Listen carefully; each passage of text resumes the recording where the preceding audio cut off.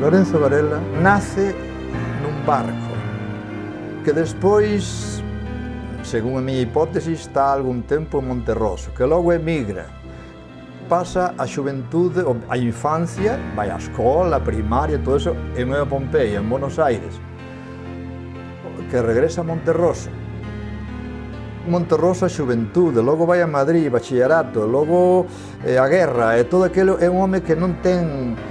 Ela está asido a Galicia como referencia invariable, claro, e sobre todo polos compañeiros tamén, entonces, pero está asido ao mundo, está asido a unha idea máis que nada, máis que a unha patria concreta, salvando isto de Galicia naturalmente, é un home comprometido no devir do mundo.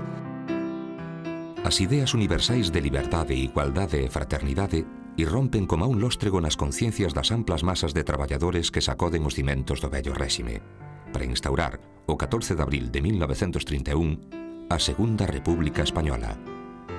Meses despois, en decembro de 1931, nace o Partido Galeguista, a primeira expresión de autoorganización política de Galicia. A causa política da República foi un dos grandes feitos do século XX, e isto pois viña, ademais, a acrecentar o valor dunha xeración estética e literaria, no caso español, ben coñecido, non? Que no ámbito literario con figuras como Lorca, ou como Alberti, ou como Hernández, ou Cernuda, etc., non? Que son de primeira magnitude. Formou parte das mocidades galeguistas en Lugo, antes da guerra. E Piñeiro non veía ben a cousa de que el, ao mesmo tempo que era galeguista, tuvera un compromiso tan esquerdista como tiña xa a cousa, e dice, o que pasa é que inmediatamente se marchou para Madrid, como se non... Estou vendo que as mocidades galeguistas o botan fora. Para un mozo que está en proceso ávido de aprendizaxe, como era no caso dele, tuvo que ser realmente excepcional. As misións pedagóxicas, desde unha perspectiva crítica, Tuñón de Lara decía que era unha fábrica de ilusións, dese espírito de solidariedade, ese espírito de achegarse ao pobo para aprender do pobo por primeira vez, non? Porque xente coida que as misións pedagóxicas era unha labor docente que se levaba aos povos para redimilos da pobreza e do analfabetismo, e non é así. Eles chegan ao povo cun espírito de aprendizaxe, aí está a clave. Eu coido que aí, claro, coñeceu a Cernuda, a María Zambrano, a Rafael Dieste, Sánchez Barbudo, o pintor Lugrís, Ramón Gaya... Claro, era xente realmente excepcional. Xullo de 1936. Mentres na superficie da sociedade os sectores populares e as institucións democráticas asimilan as consecuencias transformadoras do plebiscito de autonomía, por baixo, de xeito ilegal, antidemocrático e anticonstitucional, unha minoría poderosa e belixerante segue conspirando, ata que o 18 de xullo de 1936 se sublevan as forzas militares do norte de África, dirixidas polo xeneral Franco. En Madrid, o goberno de Casares Quiroga, empeñado en aparentar tranquilidade, impide a entrega das armas aos defensores da República. Os levantamentos sucédense noutras prazas militares. O papel que tiveron os intelectuais galegos no bando republicano foi moi relevante, tanto escritores como artistas plásticos. Temos os casos de Lorenzo Varela, que está ao lado de Rafael Alberti, de Miguel Hernández, ao lado de Luis Cernuda ou Antonio Machado, por citar algúns dos poetas máis salientables e sobranceiros da Guerra Civil, non? Que son colaboradores das mesmas publicacións, das mesmas antoloxías nas que aparecen os textos poéticos de Lorenzo Varela. Nosotros, hombres de paz, hombres de tranquilidad, hombres de trabajo, hombres de creación, teníamos que matar. Moi pronto se comprometeu e se arriscou e foi ao fronte. Foi comisario de guerra destacado no 5º Reximento e ademais loitou escribindo en El Mono Azul, en Nueva Galicia, creo que alguna otra publicación. Lorenzo Varela tenía la misma posición que tenía Rafael Alberti, que tenía su mujer, que tenía yo, es decir, el grupo éramos gente de la JSU, gente comunistas y socialistas, y el comisariado tenía un punto importante desde todas las cuestiones de la guerra, en donde se garantizaba la seguridad, se garantizaba las cosas en un país donde en los primeros momentos había perdido todo. Era una derrota que se preveía ya, con un análisis más minucioso del proceso, pero son de esas derrotas de las cuales uno no quiere convencerse que pueden ocurrir. La derrota fue terrible. Pero todo se perdió.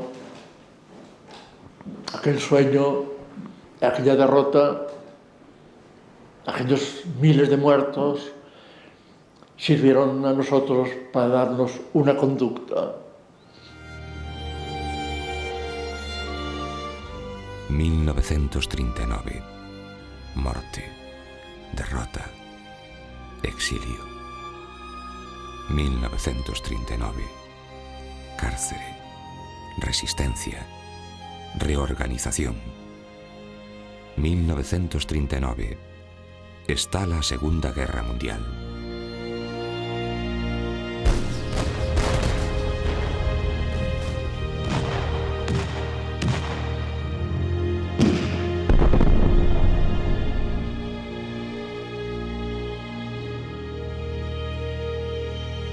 Inmediatamente hay que salvar refugiados, hay que salvar refugiados. Bueno, aquí, entre Argentina, Chile y Uruguay, trajimos 3.000 españoles, 1.000 a cada país, con recaudaciones populares, con un trabajo de organización minucioso. Y la llegada de aquel Winnipeg, que fue una fiesta, una fiesta. Y partimos de París para América en caminos muy distintos. México, Chile, Venezuela, Uruguay y Buenos Aires.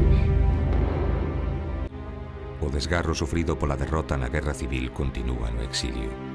Milleiros de galegos e galegas espállanse por cidades de Francia, Estados Unidos, México, Cuba, Uruguai e Argentina, agardando a victoria das forzas aliadas na Segunda Guerra Mundial para emprender o retorno definitivo á terra. Buenos Aires é o castro de resistencia política e cultural onde se imaxina unha nova Galicia.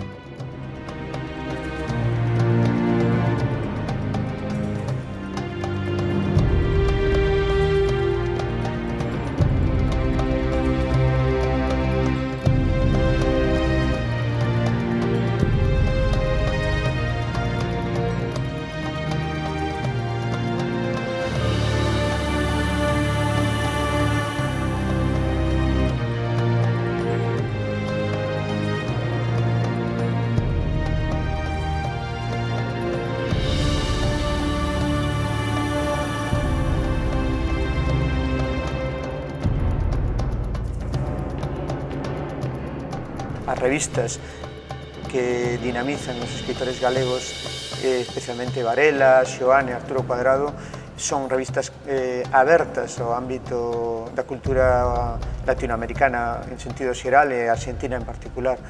Hai casos espléndidos desa colaboración, o caso de Correo Literario, por exemplo, unha revista que representa o espírito do máis moderno da cultura da Argentina daquele momento e promovida por Varela, Xoane y Cuadrado.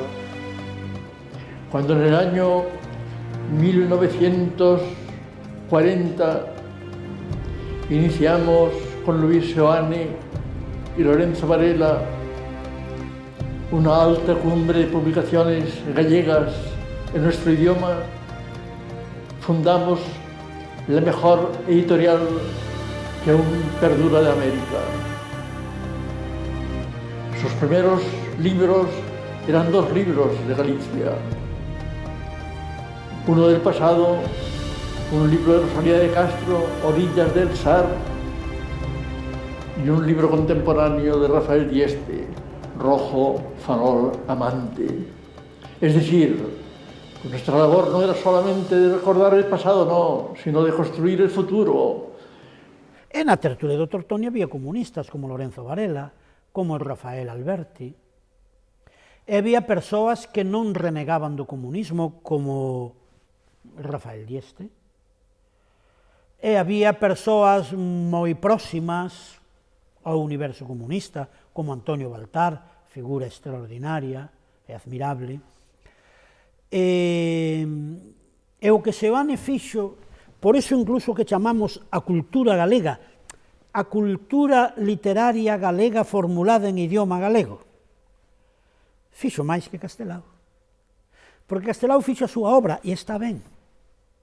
Porque Castelao tamén era moi consciente de que tiña que medir os seus xestos, era algo así como o presidente simbólico de Galicia, e tiña que medir os seus xestos.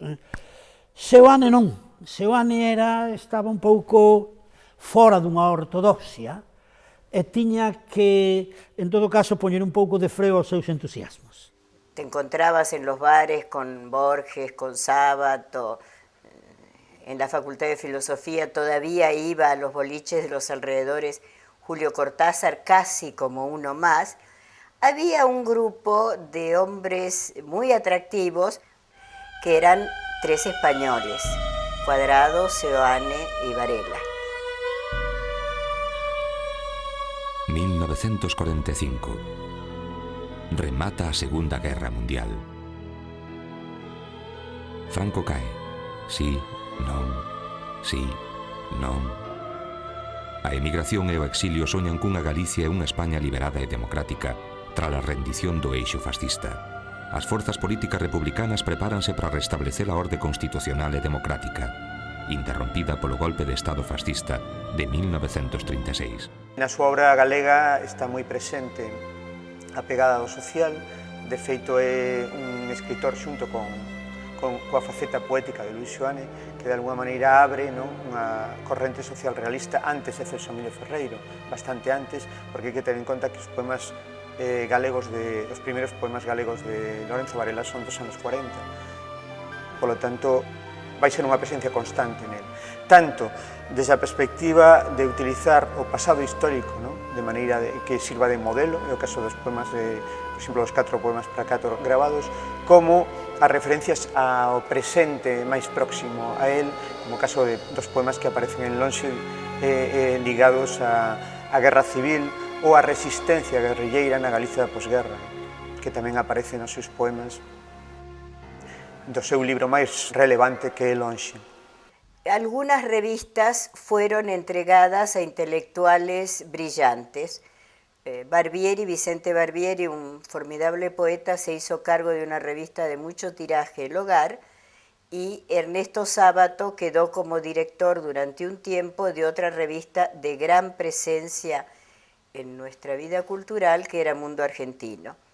Yo colaboraba con Mundo Argentino y Lorenzo colaboraba con El Hogar, donde publicó algunas notas. Tenía un estilo más que brillante, o no solo brillante, sino sobre todo como bien bordado, como un trabajo prolijamente hecho, cuidando no solo la información y la sintaxis, sino también la belleza del texto. Mi madre, que siempre le gustó el ambiente literario, pues empezaron a hacer reuniones en mi casa los sábados, que era una especie de reuniones abiertas, donde venía cualquier persona. Entonces, yo lo que recuerdo de la primera época era Pepe González Carvalho, Raúl González Tuñón, los Alberti, María Teresa León y Rafael Alberti, Arturo Cuadrado, Alberto Closas, Alberto Girri, el poeta argentino, y muchos otros, Córdoba Iturburu. Esa fue, digamos, la primera etapa. Después, ya cuando Lorenzo empieza a salir con mi madre, entonces se galleguiza, digamos, las reuniones. Ya no se hacen reuniones tan abiertas como antes, siempre se hacían reuniones en mi casa. Porque Lorenzo era un hombre muy valorado, sobre todo por Rafael Alberti, por María Teresa, por Arturo. Era un hombre muy valorado. Lo querían muchísimo, lo querían muchísimo. Lorenzo Varela eu coñecino unha noite na casa de Luis Seoane de Maruxa, ali na rúa Bartolomé Mitre. E dende ali fomos amigos. Témonos visto moitas veces, en actos, en conferencias, témonos atopado por aí na Avenida de Maio. Un día estive con él na redacción de La Razón, no periódico La Razón, onde eu traballaba. Aquela tarde que estive, toda unha tarde con él no periódico La Razón, pude ver que era un home moi campechano, moi afable con todos lle preguntaban, todos o respetaban, pero ao mesmo tempo trataban con moita camaradería. Eu lembro-me aquel programa de radio que facía el, que era un programa maravilloso, que se chamaba Hora 11. Cheguei a escoitalo uns cuantos anos, non? Ao principio, eu escoitaba o nome e non sabía que era galego, aínda non sabía quen era Lorenzo Varela, pero eu lembro-me a amplitud de comentarios de temas que el tocaba, non? Era un home inteligentísimo, na miña casa estábamos sorprendidos por aquela voz e aquel decir, pero os temas tan variados, con tanta capacidade de síntesis e ao mesmo tempo de profundidade. O tratamento dos temas era como moi... que hasta meu pai sempre comentaba, non perdamos o programa de Hora 11. As críticas de arte del son unha proxección do seu mundo poético sobre o artista, non?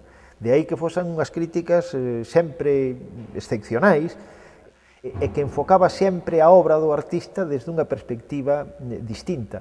E de aí tamén que presentara tantas veces a artistas poéticamente. Falo de Luis Seoane en múltiples ocasións, falo de Falcini, falo de Noemi Gerstein, é dicir, que ele era capaz de plasmar poéticamente justamente a súa crítica de arte.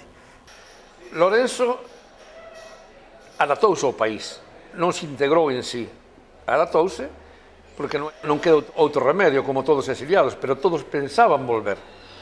La primera imagen que tengo de Lorenzo es venir a la hora de comer con el pijama puesto y una imagen muy entrañable, ¿no?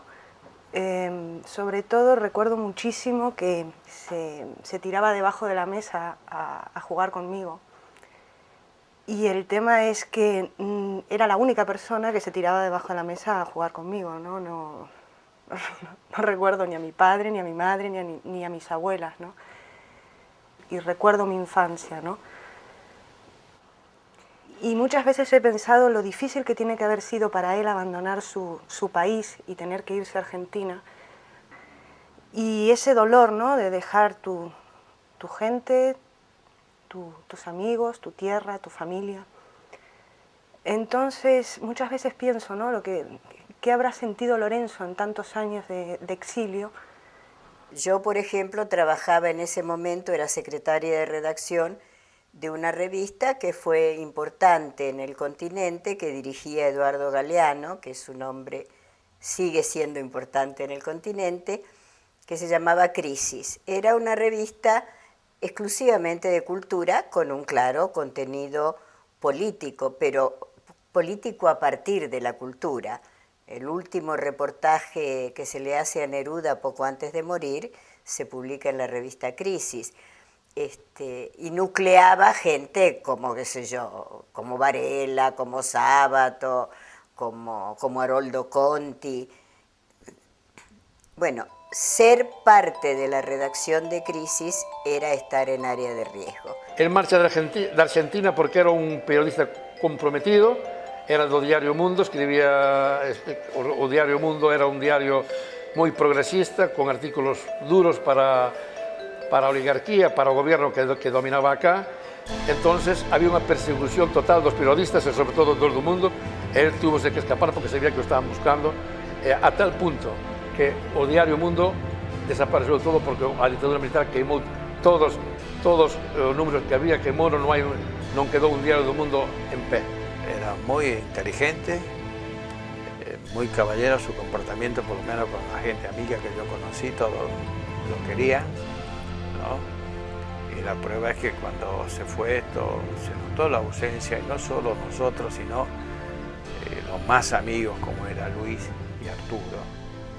Lorenzo Varela ven aquí, pero xa ten un certo nome, Defendeu a república e a democracia coas armas e coas letras, e peta en varias portas, e só se lle abre a porta de Isá Díaz Pardo, unha porta particular. Non se lle abren as páxinas del País ou outra cousa así. Estaba de salud fastidiado, logo despois aquí lle fixeron todo o silencio que puideron. Non saliu un máis artículo na prensa que un de Ángel Fole. Verdadeiramente ele se encontrou moi solo, eso, viviu con nós e nós o apoiamos toda a causa. Pero os demais intelectuales verdadeiramente lle fixeron máis ben un vacío. Con este rapaz que teño ao meu lado, temos algunhas cousas en común. Un río, o Ulla. Outra cousa que temos en común é a illa de Cuba, porque eu nacín a carón da illa, xa chegando a ela nun barco español. Inda teño máis, o amor aos nenos. Sería moi fácil para min decir o amor aos nenos galegos, pero non quero decir eso, quero decir o amor aos nenos do mundo. O home é fundamentalmente un neno que se vai desenrolando no curso da vida. E que de calquera xeito que escolla un vieiro ou outro para se realizar, se o home no curso dese camiño mata nalgún intre o neno, matouse a si mesmo, suicidouse. Se a inocencia, a ingenuidade, a capacidade de intuición, de xogo, de laboura, de entrega, de desinterés que ten un neno non se mantén ao longo da vida dun home, ese home xa non é máis home. Yo recuerdo que cuando estuve con él en Madrid en el 76, lo encontré muy bien, muy impresionado por la España que había encontrado después del franquismo. Había encontrado un país aplastado, decía, era un país sin iniciativas, ¿no? Y después de un año lo volví a ver y era un hombre deshecho. Y tengo esas dos imágenes, ¿no? Del abuelo que se tiraba debajo de la mesa a jugar conmigo, al abuelo deteriorado que yo interpreto que vino a morir a España. Y nos íbamos casi todas las tardes que podíamos a estar con eles. Esa misma última noite, ese venres, eu saín de traballar e fun por alí. A 8:30 estaba Lala, ele estaba un pouco acatarrado, estaba moi abrigado, con bufanda, pero estaba moi sonriente, moi cariñoso connosco, sempre era moi cariñoso con Lala e conmigo tamén. Chamábamos rapaciñas. Estivemos inclusive cantando algunhas coplas galegas e algún tango el. O día seguinte soupen que efectivamente ben non estaba e que non debía vir de cerca, que non estaba ben, el sentíase mal, facía tempo, pero el disimulaba iso, non? Eu creo que aguantou a pé firme hasta que, bueno, esa madrugada xa non pudo máis. Ca morte de Lorenzo Varela, tan novo,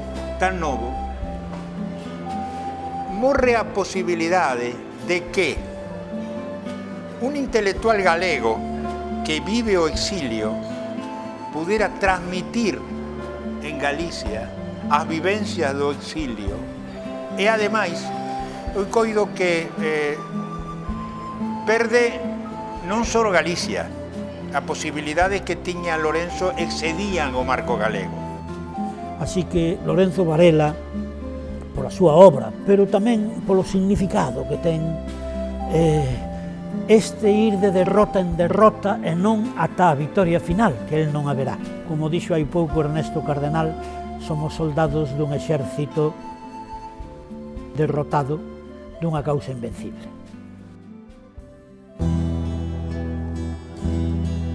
Paramos sobre os mortos nesta terra e o noso pan ten un sabor de osos familiares irmáns.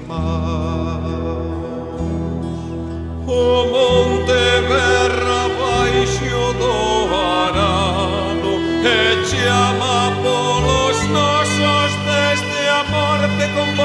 coñecida. Nin marqueses, nin tregos, nin doutores fixeron as ribeiras verdecidas. Non fixeron as ribeiras verdecidas, nin o guerreiro coiro dos tambores.